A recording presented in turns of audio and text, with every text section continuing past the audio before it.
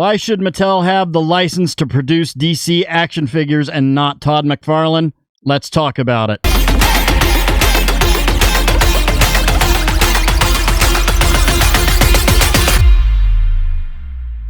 Greetings, toy heads, and welcome to another episode of Go Figure with me, your host, Eli Williams, here on the Digitally Rebastard Network, the action figure show about news, reviews, collecting tips, customizations, kit bashing, everything that goes into this fun, nerdy hobby that you and I both love. And in this episode, we're going to be talking about why Mattel should have the license to make DC action figures and not Todd McFarlane. For those of you who know, if you watched any of my previous videos, you know I am not a fan of Todd McFarlane's stuff. Number one, they're 7+ inches tall, so they're not in 1/12 scale, they're 1/9 scale. The market is oversaturated with them. He is the Stephen King of action figures. The dude's pumping things out constantly. I'm so glad I don't collect them and I don't like them, because it would be a drain on the pocketbook. And I get it. There are people that love them, and that's fine. That's what makes this hobby great, is that you can find and get what you want. I'm just not a fan.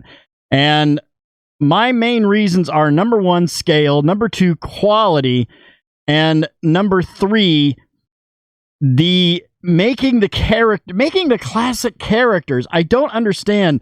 Like, McFarlane consistently makes, all these New 52, and then you've got, you don't really see like a lot of the Silver Age classic stuff from McFarlane. You just see McFarlane makes what he wants. Mattel made what the fans wanted, and the fact that Todd McFarlane makes the Superpowers figures, and if you've not watched my Superpowers figure video, go back and watch that.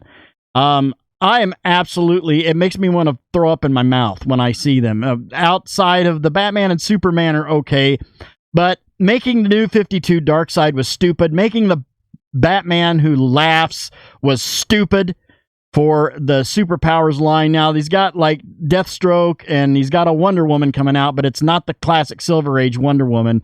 He's just making what he wants.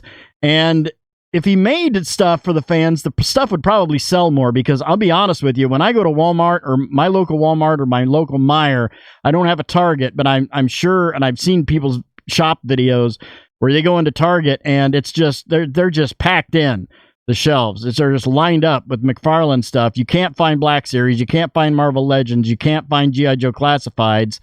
Hasbro's selling more. They must be selling more than Todd McFarlane. I'm sorry, I know there's Hasbro haters out there. I'm not one of them. Hasbro, again, I've said before, Hasbro has its problems. I'm not going to deny that.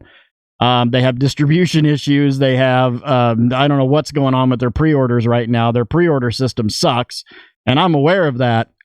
But they make a quality product, and people want it.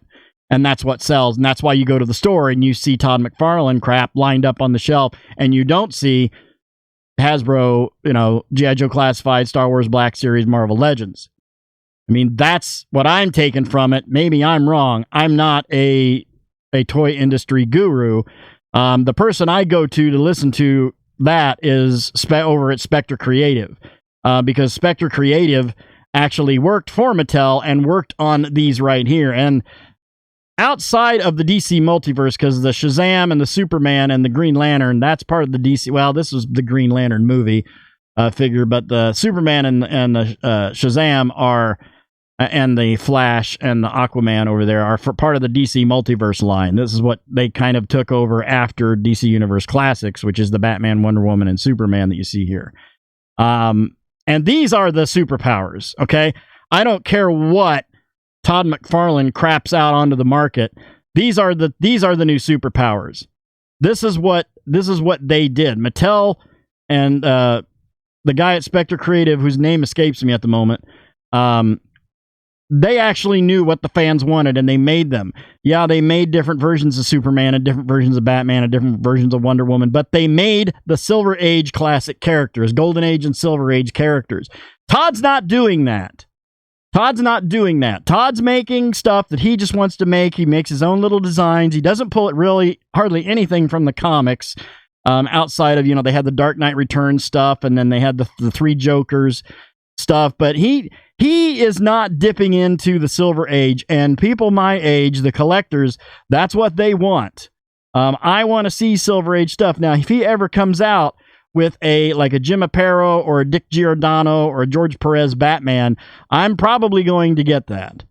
I only have 2 Todd McFarlane figures. I have the 1000 issue Superman, and I have the Swamp Thing, which is giant and massive, and I'm really sorry I got it. It looks cool, but it's huge. It's giant. It's like 9 inches, between 9 and 10 inches tall or something like that. It's ridiculous. And this is the scale. This is the common scale. Between 6 and 6.5 inches tall is 1/12 scale. And I don't understand why he markets his stuff as 1/12 scale. Like I said, the guy at Spectre Creative, he had an insight to the actual business, unlike some people who claim to have an insight on the business and don't know their ass from a hole in the ground. And him. And this guy, he actually worked, and he worked on some of these lines. And okay, first off here, let's just take a look at this. Now this is a Henry Cavill. This is a Dawn of Justice Superman, or no, this is the Man of Steel. I think it's Man of Steel edition Superman.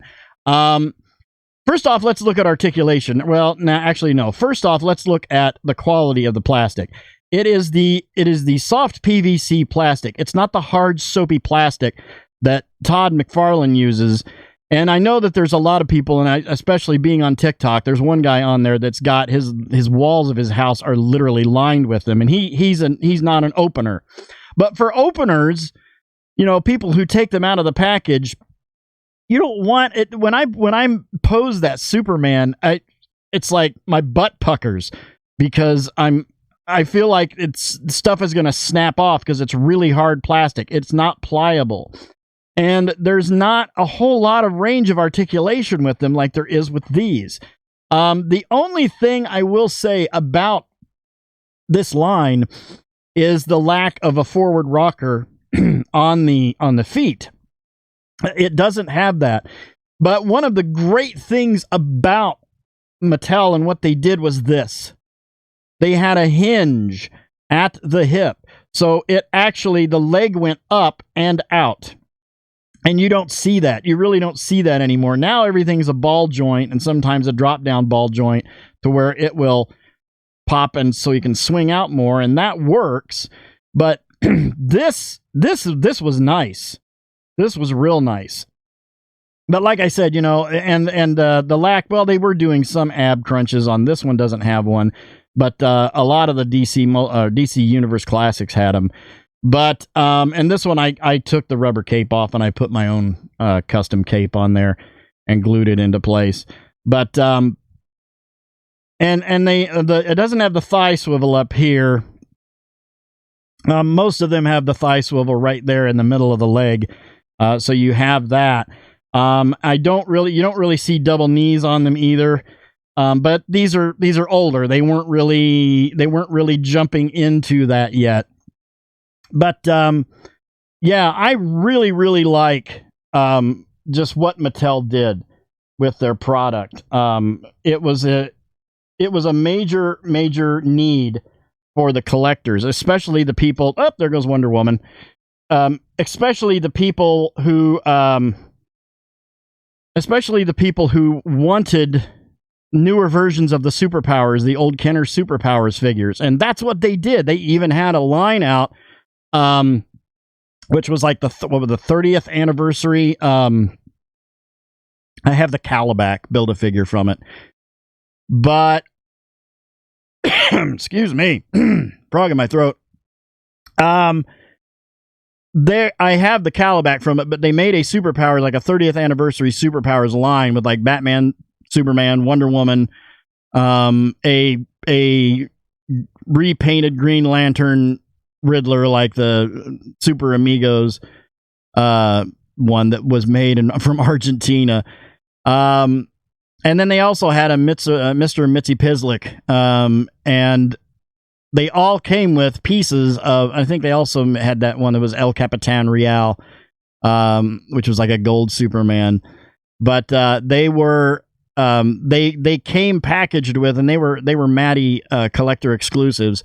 They came with the pieces to build the old Superpowers Calabac, which is great. I have both Calabacs Build-A-Figures. I have the new 52 one, and then I have the old classic Silver Age, like George Perez from those comics. That Calabac, that look with the brown and the blue instead of the green and the yellow.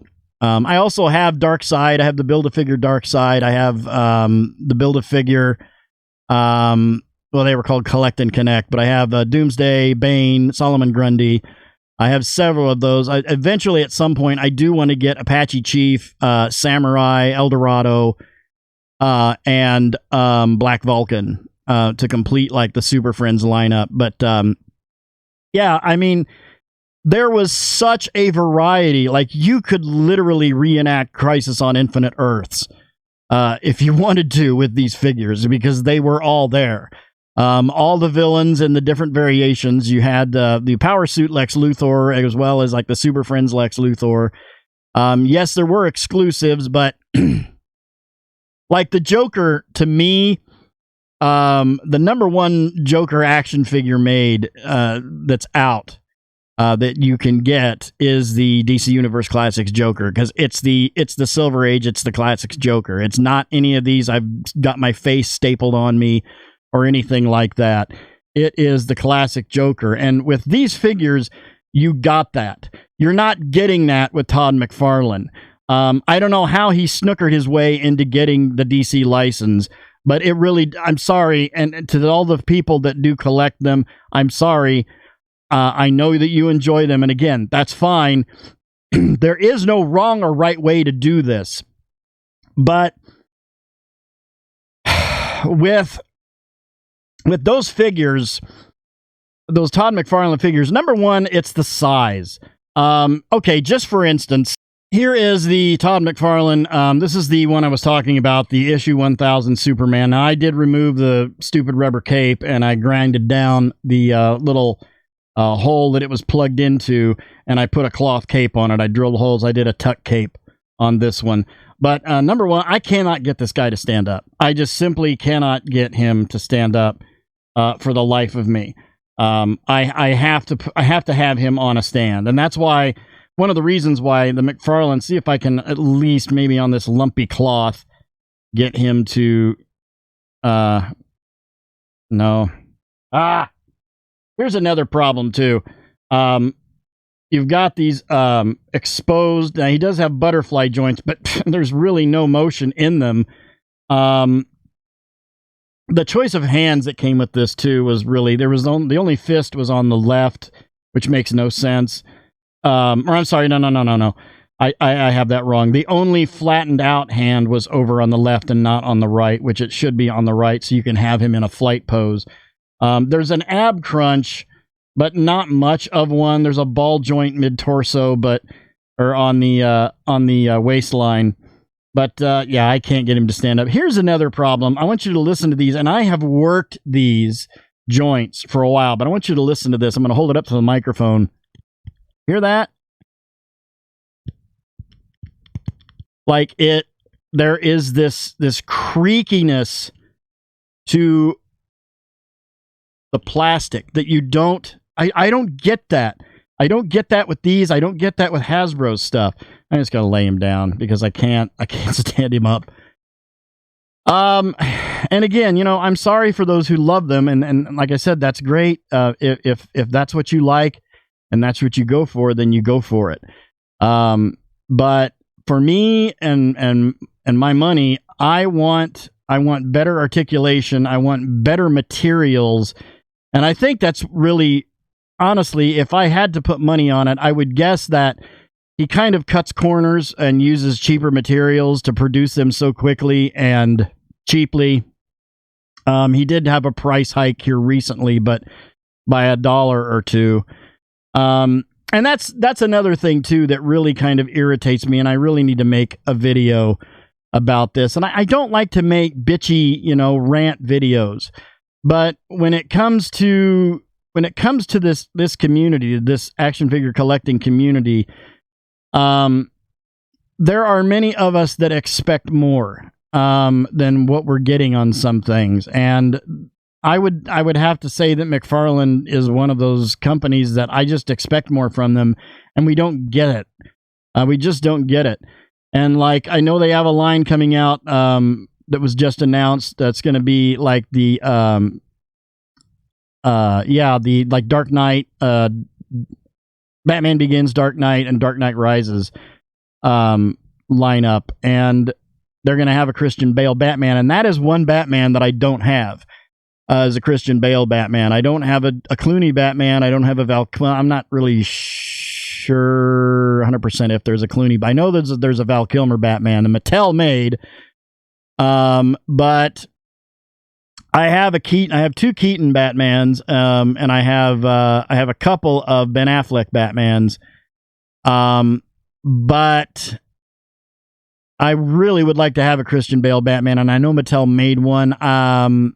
I'm not a big fan of it. There were some, but and I may end up getting it someday. There's one that was actually made. The cloth, it does have a cloth cape, and the cape was made from the same material that the cape of the actual costume in the movie was made. But I would really like to have a Christian Bale Batman. I'm not going to get an 8-inch tall freaking Batman to put on my shelf with all my 1/12 scale figures to tower over them for no reason.